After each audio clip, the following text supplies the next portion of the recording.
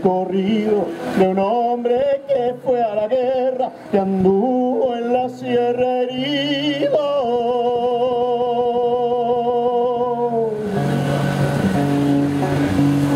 para conquistar su tierra. Lo conocí en la batalla y entre tanta balacera, el que es revolucionario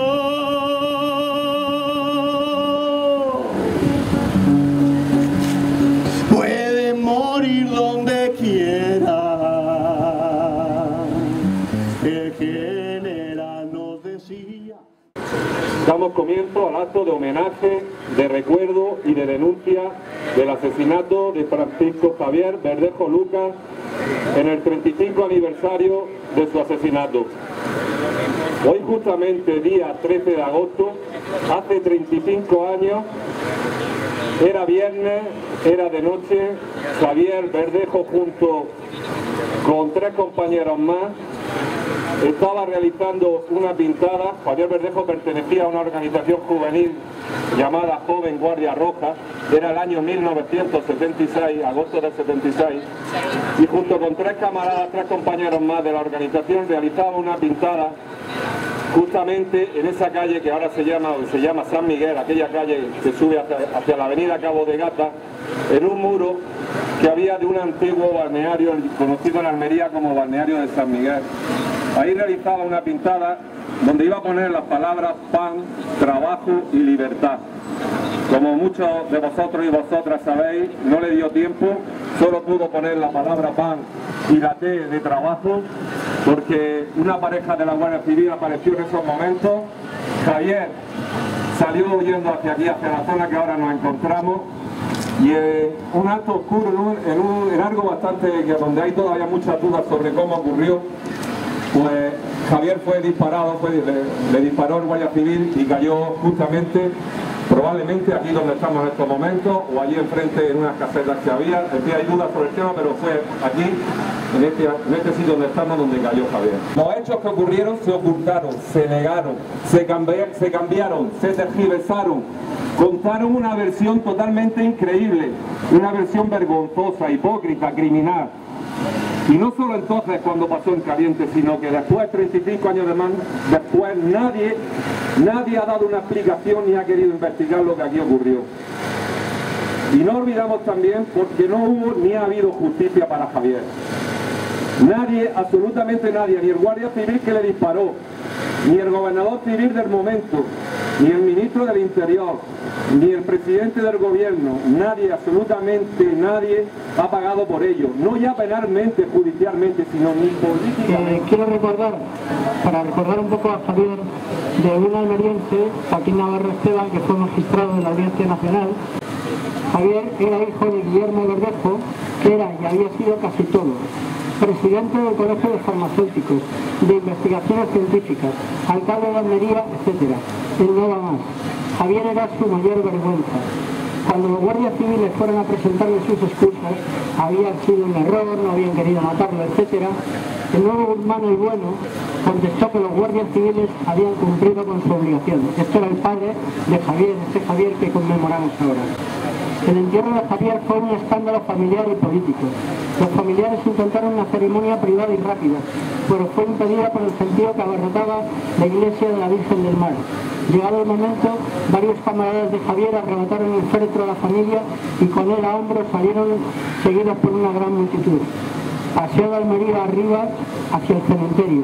Jamás había ocurrido algo semejante en la ciudad, habitualmente muy tranquila, pasiva y tolerante.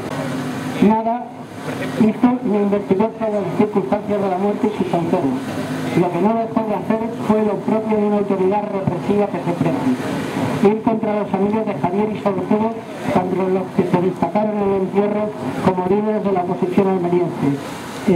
Solo quiero decir con esto que seguimos algunos luchando por la utopía de Javier, por el pan, el trabajo y la libertad, y que decimos hoy como ayer: Javier, hermano, no te olvidamos. España y el capital volvían a sacar una vida para mantener su orden basado en la propiedad privada y en la unidad de la patria. Javier Verdejo se levantó contra su orden, exigiendo el pan que España y el capitalismo nos han negado como pueblo a pesar de vivir en un país, Andalucía, rico en tierra y cultivos, exigiendo el trabajo que nos negaban, nos niegan y nos seguirán negando mientras los medios de producción sigan en manos de los descendientes de quienes conquistaron nuestra tierra, de las duquesas y duques que nos robaron aquello de lo que un pueblo necesita, tierra para trabajar. Las mismas duquesas, como la duquesa de Alba, a la que se nombra hija predilecta de Andalucía y se le levantan estatuas. Claro está, porque el régimen español y capitalista reconocen su situación social y la aceptan como natural. Aceptan la rapiña, el robo y la esquilmación de la soberanía de nuestro pueblo y la negación de poseer nuestra tierra, de ser libres, de decidir por nosotros y nosotras y nosotros mismos. Y por último, Javier se levantó y fue asesinado por pedir libertad.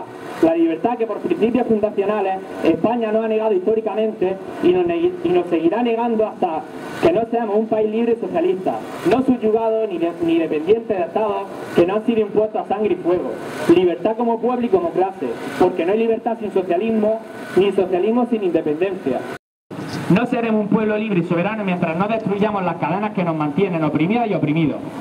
La juventud andaluza no puede ser una juventud pasiva, alineada, sumisa, porque serlo supone enterrar y olvidar la lucha de jóvenes como Javier Verdejo, que dieron su vida luchando por todas y todos. La juventud tiene la necesidad de luchar contra todo aquello que haga posible la explotación, la injusticia y la pobreza sistémica que el capitalismo de España hacen posible. Una juventud que no se revela, que no lucha, es una juventud sin presente, sin futuro, porque será una juventud fácil de engañar, de dirigir hacia un camino autodestructivo. Como jóvenes, tenemos el deber y la obligación de levantarnos contra la precaria y humillante situación en la que nos mantienen aquellos que dicen velar, entre comillas, por nosotras y por nosotros. Y lo que hacen, de hecho, es utilizarnos como mano de oro barata, como carne de cañón en sus ejércitos, para ser explotados y explotados, para morir en sus guerras, y todo para seguir las mismas pautas que nos imponen y que debemos seguir, obedientes como seres inanimados, que no pensamos, no actuamos y no nos determinamos de forma libre, independiente, sino que estamos condenados y condenados, si no lo cambiamos, a ser seres uniformes y uniformados, esclavas, esclavas, subordinadas y subordinados. No seremos libres, no seremos jóvenes, no tendremos la oportunidad de vivir nuestra vida en torno a nuestras necesidades, marcando nuestros propios ritmos, decidiendo de forma libre qué queremos hacer, cómo y cuándo. Hoy, 13 de agosto, es el Día de la Juventud Revolucionaria Andaluza. Es el día para homenajear a andaluces y andaluces como Javier Verdejo, pero no solo a él, sino también a todas y todos los que cayeron combatiendo la injusticia y la opresión contra los pueblos. ¡Viva Andalucía libre y socialista! ¡Viva! Lo que pretendían matando a Javier Verdejo es dar un ejemplo. Es que la juventud de entonces y la juventud de ahora, cuando piense en Javier Verdejo, piense en lo que no deban de hacer, porque mira lo que te puede pasar. Lo que pretendían a fin de cuentas cuando mataron a Javier Verdejo es construir eso que ellos llaman su democracia, que yo pienso que es su democracia. Pretendían construirla abriéndose paso por encima de la sangre de Javier Verdejo y de otros muchos luchadores y compañeros que cayeron también. Yo me preguntaba también qué es lo que ha pasado para que en 32 años, hasta hace 3 años, nadie se acordara del ejemplo, de la figura, del caso de Javier Verdejo. Hay por ahí mucha gente o algunos partidos que hablan, partidos del sistema, partidos del régimen, partidos que disfrutan del sistema que se construyó sobre la sangre de compañeros como Javier Verdejo. O hay algunos de esos partidos que les gusta hablar mucho últimamente de la memoria histórica. Pero claro, es que nos encontramos con que no hay una sola memoria histórica, hay por lo menos diríamos 2 o varias memorias históricas.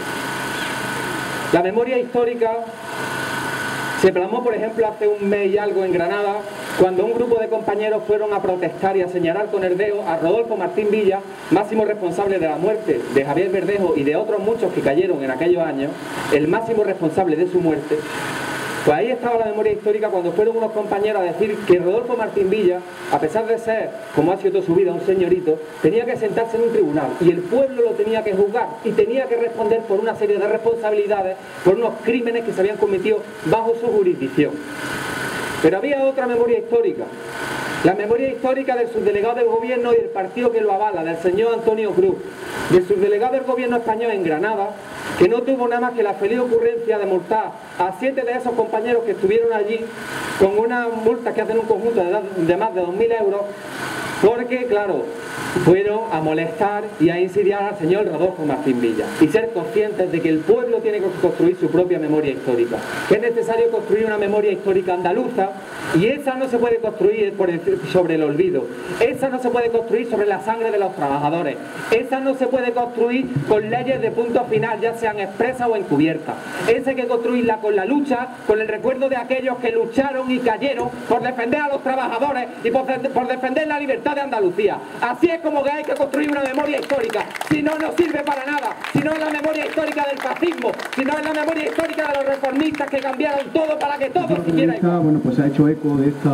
este homenaje para transmitir su solidaridad con este homenaje a Javier Verdejo y su solidaridad internacionalista a las organizaciones que luchan por la libertad y la soberanía de los pueblos.